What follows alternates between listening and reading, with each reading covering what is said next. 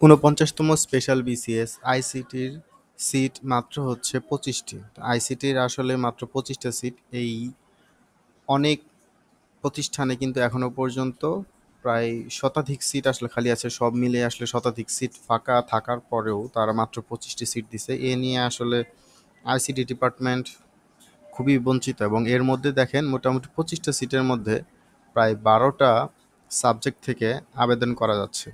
তো আজকে আমরা দেখব যে কোড আসলে কোন কোন সাবজেক্ট থেকে আবেদন করতে পারবেন। তো ১১৪ হচ্ছে সিএস, ১১৪ হচ্ছে সিএস, আর ৩০৪ হচ্ছে কম্পিউটার, এটা হচ্ছে কম্পিউটার। তারপর ৩২৪ এটা হচ্ছে সিএসই, আর ৩০৬ যাদের তাদের হচ্ছে ট্রিপলি। তো এই সাবজেক্টগুলো দেখেন ট্রিপলিতেও কিন্তু আবেদন করতেছে, অথচ ট্রিপলিতে কিন্তু আমাদের আইসিটি থেকে কিন্তু কোনো ধরনের আবেদন করা যায় না। ১৩২ এটা হচ্ছে আইসিটি, ৩৩৮ এটা হচ্ছে এসই সফটওয়্যার ইঞ্জিনিয়ারিং, যাদের সফটওয়্যার ইঞ্জিনিয়ারিং আছে তারা। ৩৪৯ হচ্ছে যারা ইটিইতে পড়তেছে।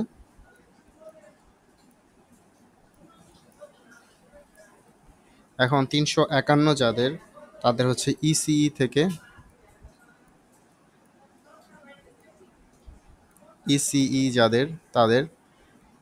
আর ৩৬৩ থেকে হচ্ছে যারা সিএস এবং টিই এই দুইটা নিয়ে পড়তেছে। সিএসটিই একটা সাবজেক্ট, নোয়াখালী বিজ্ঞান ও প্রযুক্তি বিশ্ববিদ্যালয়ে এই সাবজেক্টটা আছে, আর অন্যান্য বেশ কয়েকটা জায়গায় আছে।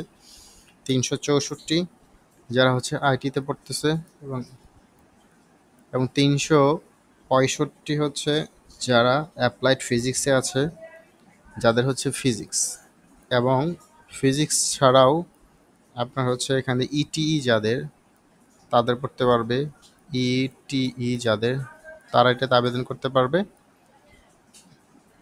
এবং ইটিই ছাড়াও আপনার যখন ৩৬৬ যাদের, ৩৬৬ তারা আবেদন করতে পারবে ইটি থেকে, এবং এখান থেকে হচ্ছে অ্যাপ্লাইড ফিজিক্স। সো যারা হচ্ছে এখান থেকে হচ্ছে অ্যাপ্লাইড ফিজিক্স যারা, তারাও এখান থেকে আবেদন করতে পারবে। তো এই অ্যাপ্লাইড ফিজিক্স দেখেন, মূলত অ্যাপ্লাইড ফিজিক্স এটা নিয়ে একটা সমস্যা।